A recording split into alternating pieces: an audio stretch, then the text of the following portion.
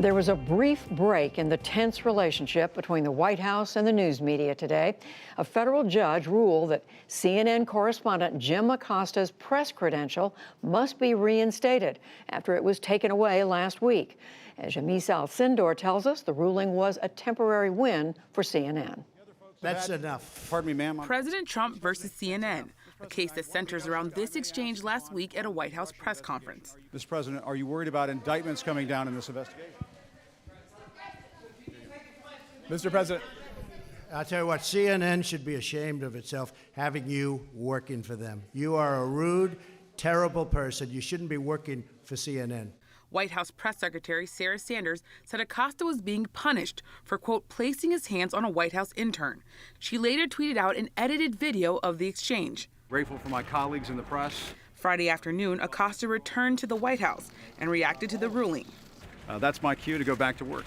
In an interview with Fox News today, Mr. Trump said the White House is now planning to come up with new rules for press conferences. Nobody believes in the First Amendment more than I do. And if I think somebody's acting out of sorts, I will leave. I'll say, thank you very much, everybody. I appreciate you coming, and I'll leave. And those reporters will not be too friendly to whoever it is that's acting up. Please go ahead. The president has often sparred with a number of reporters, including myself. On the campaign trail, you called yourself a nationalist. Some people saw that as emboldening white nationalists. Now people are also I don't saying know why you'd that say the that. president. That's such a racist Oh, question. one point of fact, because you told her you have Quiet, the highest quiet, approval among quiet, African quiet. Go Americans. ahead. It's just 8%, sir, single digits. See, when you talk about division, it's people like this that cause division, great division. Do you want him to rein in Robert Mueller? What a stupid question that is. What a stupid question. But I watch you a lot. You ask a lot of stupid questions. For years, President Trump has said the media does not cover him fairly. No, when you report fake news, which CNN does a lot, you are the enemy of the people. The president's supporters have embraced his strategy.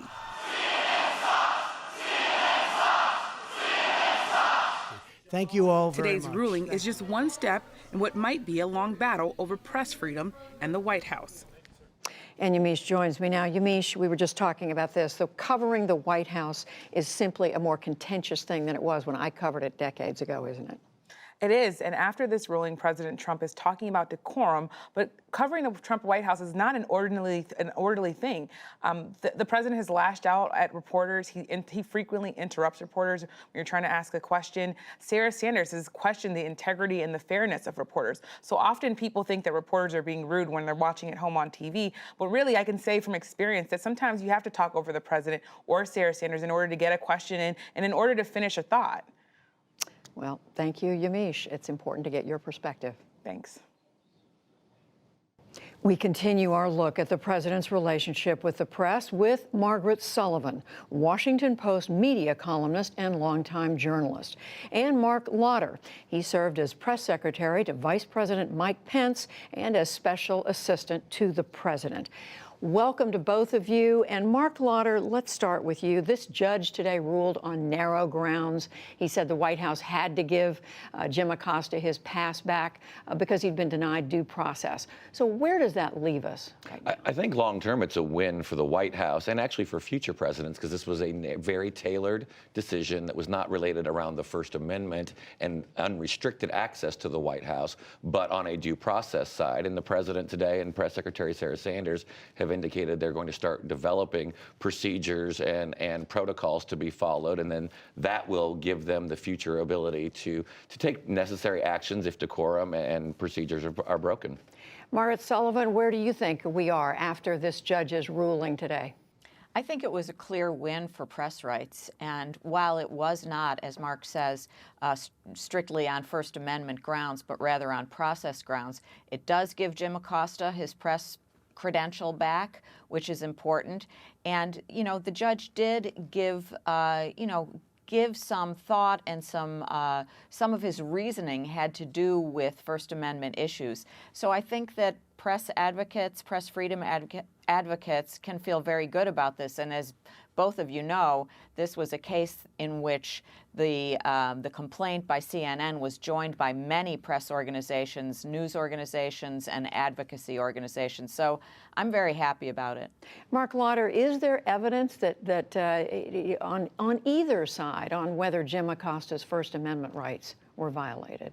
Well, I don't think it was from a First Amendment standpoint. I think this was more about a procedural But I mean the larger argument. question that the judge is going to be dealing with in the next few weeks. I don't think there is a fundamental First Amendment right to be able to have access to the White House. Now, as an organization, CNN still does have very many press credentials. They can come and go. This was a one-time limitation for a specific violation of those protocols. And government has long done this. I mean, I can only imagine what a federal judge would do, or maybe even the federal judge in this case, if a photojournalist showed up with a camera or a reporting device. They have norms, they have procedures, and in this case, since they thought those were violated, they took the steps that they did.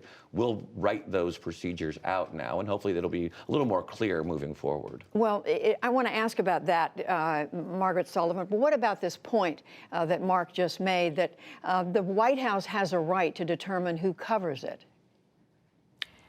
I don't think that's the case in a situation in which there is general press access like this. The president can decide, I'm going to give an exclusive interview to Lester Holt, let's say. But in a case like this, in which there is, many members of the press, there's no reason to think from past laws that past cases that he can pick someone out and say, no, I don't like you, you can't come.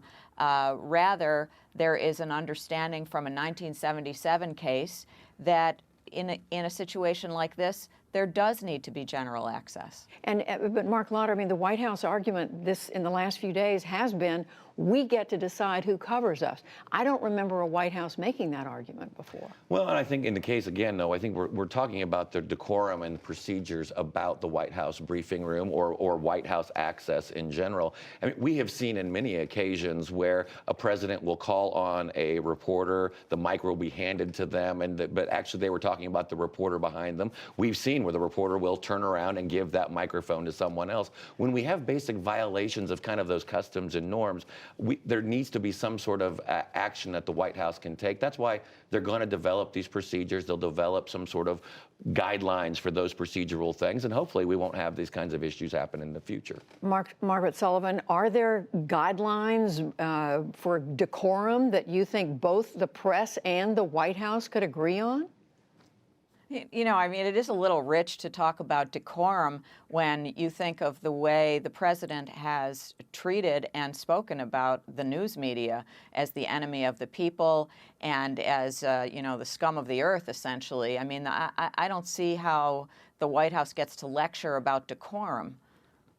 What about that, Mark? I mean, this president has let's remember. I mean, there's been a battle between the press and the president since the founding days of our republic, and I would also point out that that President Obama's administration actually secretly surveilled reporters and their families. They obtained phone records from the Associated Press and subpoenaed emails and phone records from New York Times reporters. So there's always been an uneasy balance between the two, and that's the way the system is set up to be. And I think it works that way.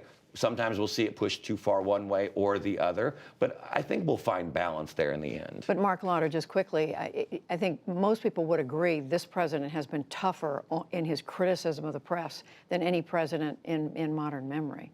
I think he's been very pointed in his commentary on that, and especially when he points out to issues of bias or things that would be constituted, as he likes to say, fake news. He would like to see a level playing field and to see things covered in a fair and unbiased fashion. He'll call that out, and the way the president would view it, I would believe, is much of that the same First Amendment rights that apply to the freedom of the press also apply for the speech to criticize that press if, in fact, we disagree in terms of what the coverage is. Margaret Sullivan, where do you see this headed? Do you see a smoother working relationship between the president and the press?